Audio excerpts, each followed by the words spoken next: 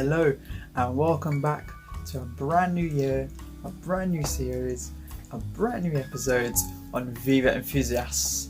Welcome my fellow aficionados, connoisseurs and enthusiasts to Viva Enthusiasts. We're back here in 2022, new year, new start, new things, and I thought this year to start off, I really had some cigars that I didn't get to finish at the back end of 2021. So the only way to get through them is to start with them. And I did say in the New World Awards list video that I want to start off with some new worlds because there was quite a few I didn't get through last year, and so I really want to get them, get some of them into them this year and get started with it. So give you new world lovers something to look at. And the cigar we have for you today is the Oliva Serie Melanio Robusto. And this is a 5-inch by 52 ring gauge Robusto, so slightly longer than a Cuban Robusto and slightly bigger in ring gauge. As you can see, it comes in a delightful box press, a Colorado wrapper, very visible veins and seams, and it had aromas, not much actually, just aromas of more agriculture, some cocoa, and it also had a bit of some barnyard on the foot. You can see the little hair up on there. Now this cigar, now the story with the Serie V Melanio is that these cigars are hand rolled using a special fermented ligero, which is supposed to be aged. However, I don't know quite exactly how long the age is. And it is a Jalapa blend, so it comes from the Jalapa Valley in Nicaragua. Now it houses a Ecuadorian wrapper and Nicaraguan binders and fillers. The difference between this and the normal Serie V line, that is obviously, of course, it's supposed to be more premium, that the Serie V has a Habano sun-grown wrapper, which also incorporates a Jalapa filler, binder and wrapper. And this one obviously doesn't have a Habano sun-grown, but it's a Ecuadorian wrapper, which is more than likely probably, as most people know, as cloud grown. Now I have previously reviewed two Olivas on the channel,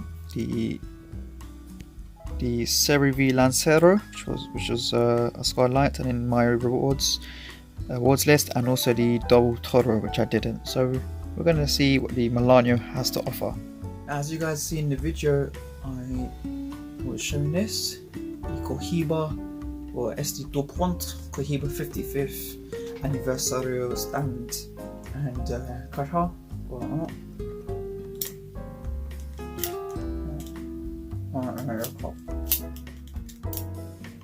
I will be doing a review of this at some point.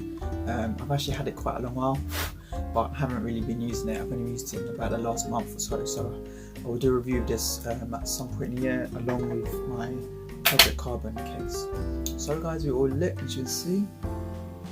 So let me now tell you what this is going to open up with.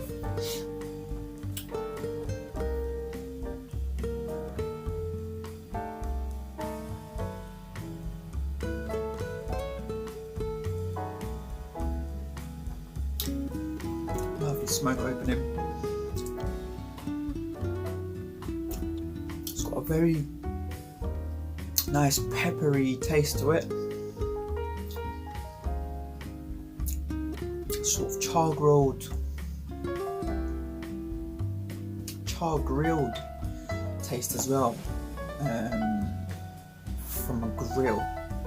It's got that sort of nice char grilled, it's not really a toast, like a char grilled taste it's got in it. Pepper as well, like a cayenne pepper, kind of mix a lot with that black pepper.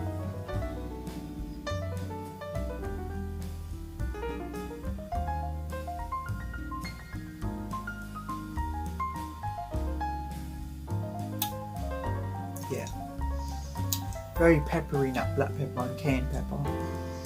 charred grilled flavour taste.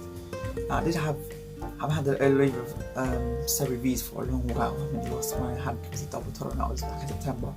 The Lanceros haven't had since that, but I do remember this is completely different to that. The Lancero I liked more and had more of a coffee sort of taste. This is completely different in the way its pepper is, and that charcoal taste. So must be something to do with the aging as well, and also to do with the wrapper not being a Habano sun-grown wrapper.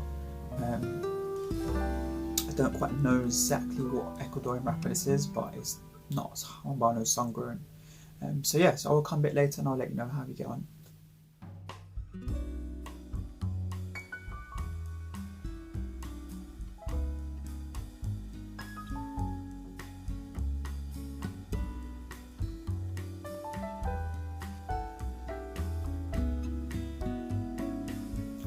So folks, we're coming to the end of the first third. Just wrap this first third up.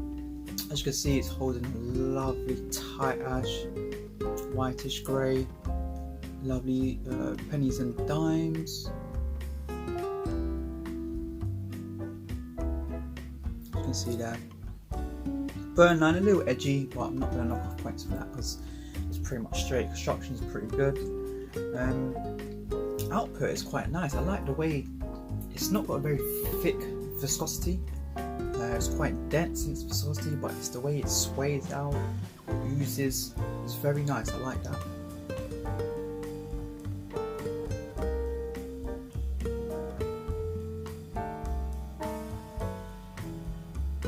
You can make it thick if you know how to puff it out.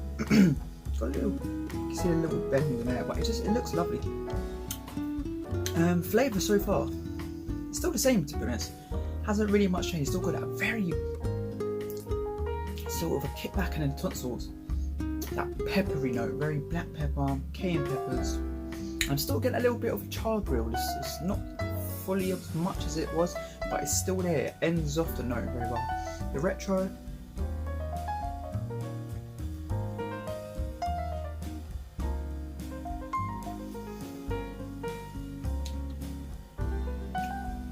Retro's a little bit of the same, a bit peppery.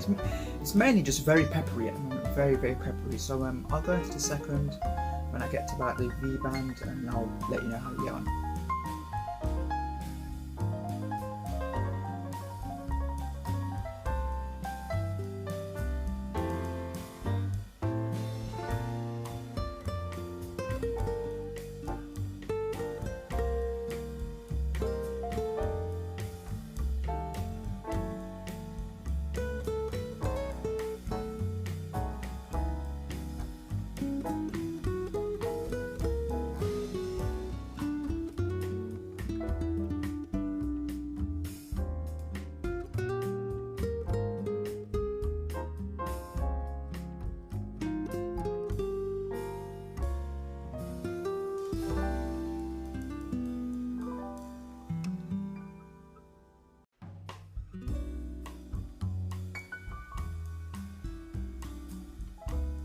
Hello guys, so we are here at the end. Let's wrap up. Show you what's that.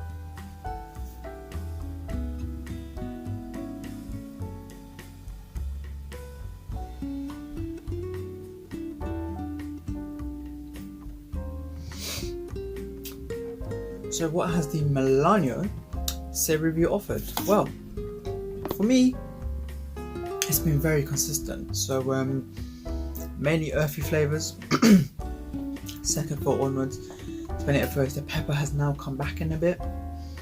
Coming a bit more strong now, this last third. Especially as we're out here. Some burn line and well, actually obviously fell off quite spread hairs. So it moved off from, well obviously the first third I didn't just first, so it moved off from those peppery flavours. Pepper calmed down quite a bit and then moved into more of an earthy flavour.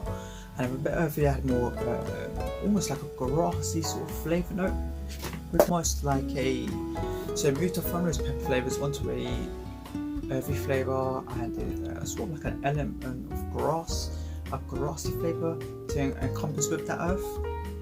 It's carried on pretty much the same way. It's just been very consistent.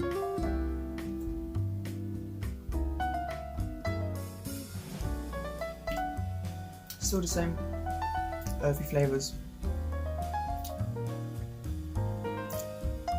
There's a slight dash of leather. There's a slight dash of leather in there, and that's about it. I'll give you a retro.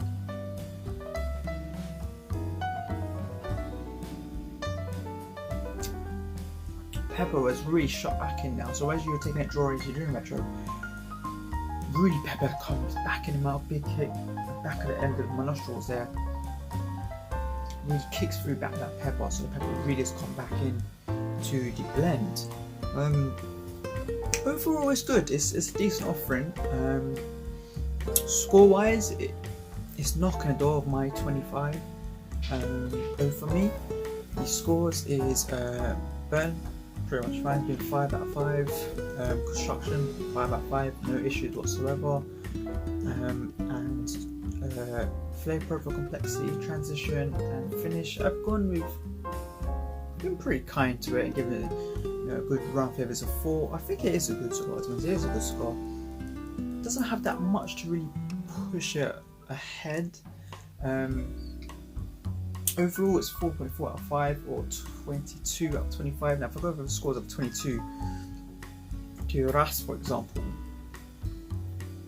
I'll put the Ras over this because the Ras just has a bit more, especially the last quarter of 2021. The Ras from my box, it started coming a lot more nutty flavours. It just had a bit more going for it. So I would kind of give it more. I would give the Ras a bit more than this, but it is a good score. Not quite a yard gar, but it's got that. For me, it's got that kind of tendency to a good yard gar. I could have this, and it's not necessarily activity, but I could do something. So I could go out or away somewhere of people and have something and enjoy, not have to overly worry about flavors. I could have this and know that I could enjoy my time. Yes, this is what I would say this. So yes, it is a good, definitely much better than Double Toro. The Lancero, it's scored higher. I'll have another Lancero again later in the year, and that will be aged a lot more longer now, been over a year. So maybe now they'll develop a lot more stronger, maybe in its offering. But yeah, a good way to crack open 2022, a new world. What seems a premium new world, a premium new winner. It's a premium line for Oliva. So yeah, guys, that's what it is for Viva in this episode. Again, please like, share, subscribe, and join us in the next one. Viva.